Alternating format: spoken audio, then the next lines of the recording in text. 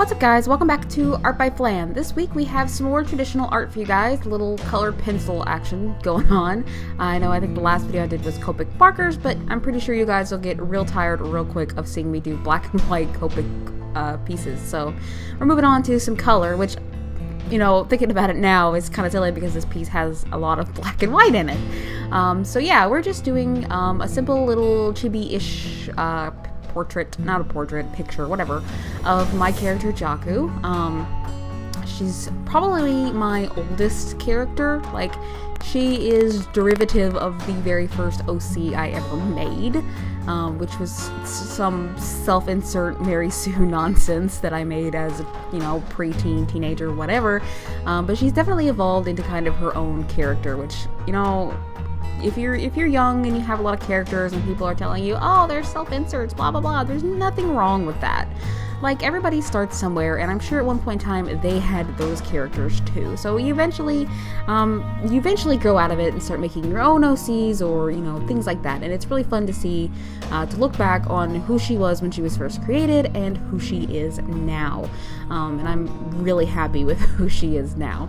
She's undergone a lot of changes. Like, she was basically my main character for every fandom I was in, so she would just have a different version of herself for every anime or game or whatever I was into at the moment. But she eventually did strip away all fandom nonsense. Well, I won't say that. She is still used in my first fandom, which is Sailor Moon. I do still have a version of her that looks similar, but the coloring is different for a Sailor Moon character. But yeah, I'm working with Prismacolor pencils. I inked it in Sakura microns, and of course everything is drawn on tone tanned paper. I actually scored this little sketchbook. I needed a new sketchbook, and Michaels just happened to be having a really awesome buy one get one free sale on all of their art supplies. It was amazing. If you'd bought like a $300 Copic marker set, you could have got another $300 Copic marker set for free. I double checked that just in case. Like, I didn't have $300 to drop on Copic markers at the time, but I double checked that, and you could have. It was an amazing sale. So I got a regular sketchbook, and I picked up this little tone tan sketchbook, which I'd been eyeing for a long time during that sale, as well as a couple of other colored pencils and another set of colored microns and stuff. It was a good sale. I miss it. Maybe one day I will be professional and you won't see my head in these shots, but until then, that white blob you keep seeing is my headband. I'm gonna use it to keep my hair out of my face while I work. As I said before, I have a really bad habit of wanting to be super close to my work. I'm not blind by any means. I do wear glasses, but I don't know, I just like to be really close to it. Just little details or something, I don't know. It's a habit I try to break, but it's harder than it seems. And I think you saw a little bit of color alteration there. I was trying to make them pop a bit more. I was fiddling with the settings on my camera. They got messed up somehow. So yeah, so we just finished up the skin. Jaku is a very pale character. Pale hair, pale skin.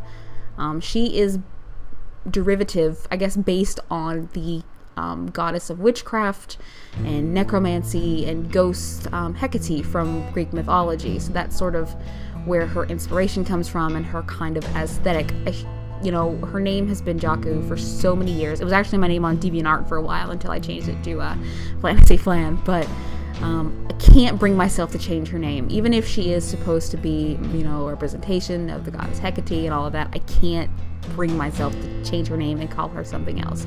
So yeah, her name just still remains Jaku, and she's just sort of inspired by, the goddess. So she wears a lot of black, a lot of Greek-inspired clothing. The horns in her flower crown are based on, Hecate's horned crown, and the staff, because she's also associated with the night and the moon.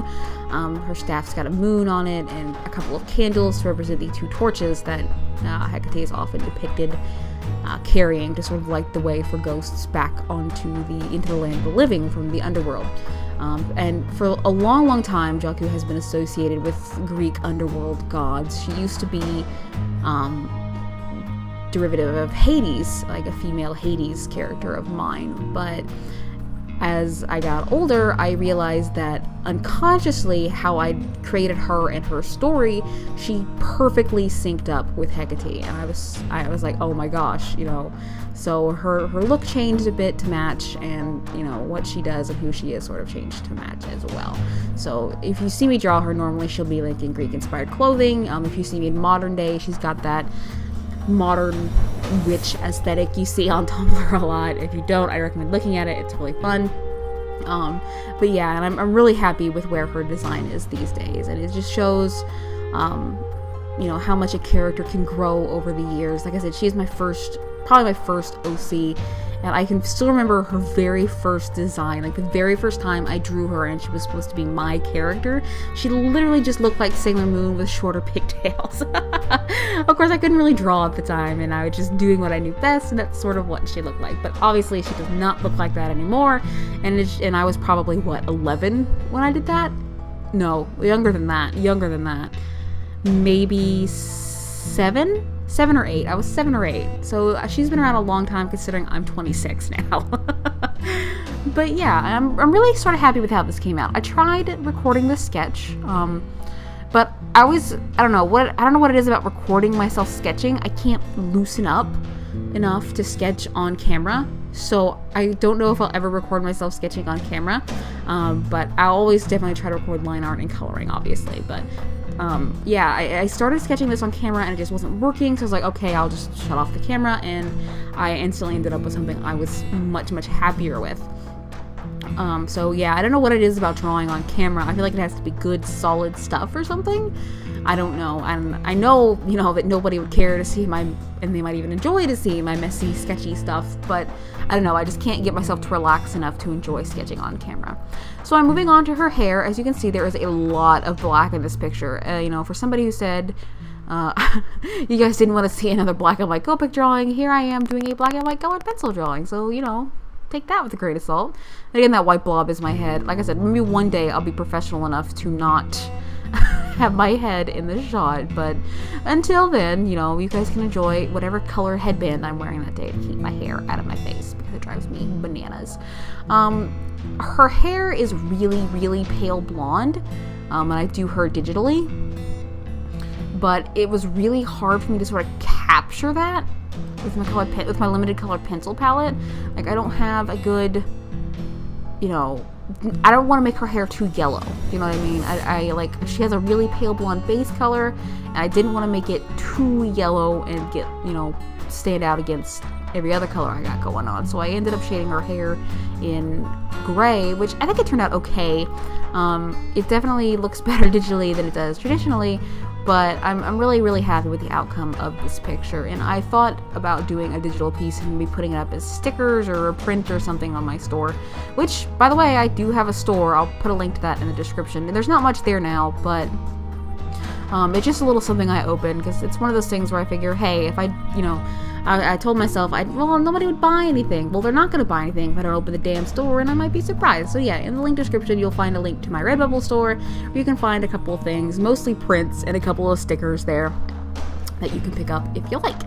Here I am just going back, redoing the lines to make them pop out on her hair.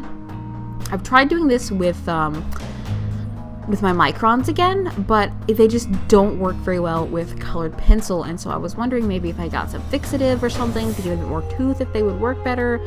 I don't know, but so at this time I just did it in a dark brown colored pencil, because the line art is actually done with sepia tone microns. But you can't really tell that because I should have done it in black, considering the rest of her is very, very black. But here I am just going in and coloring the metal parts of her outfit. They are gold, just again to make them sort of pop out against all the dark, you know, gray tones of the picture. I know I had a lot of clips for this video. I know I had like 19 clips because when I do these things, I do them over a period of time, and I end up stopping and starting and doing things, and I kept getting distracted by RuPaul's Drag Race, which I was watching while I was working on this, so I had to stop and, you know, check out the runway looks and then get back to work. So I had about 19 clips all together to string for this. I'm also not sure the coloring on her staff. I may color it differently in the future, but I think it works okay for this piece. Like I said, there's a lot of gray and black and white in this piece, So there are just bits of color here and there to sort of make her pop. Again, to play off that underworldy, dark witch aesthetic that I really, really love for her. Her staff design, I'm pretty happy with, actually. On the center there, under the moon, like I said, because Hecate is associated with the night and the moon, as well as, you know, witchy stuff. She's got a moon on her staff, and the witchy aesthetic right now is like Ouija board stuff, so I sort of had like the Ouija board paddle thing that you're supposed to move or whatever in the middle inspired, and then 2 smaller moons on the side to represent the you see it a lot. It's a representation of a triple goddess, essentially, and it's used a lot in Wicca and paganism, and it's a really, really good symbol.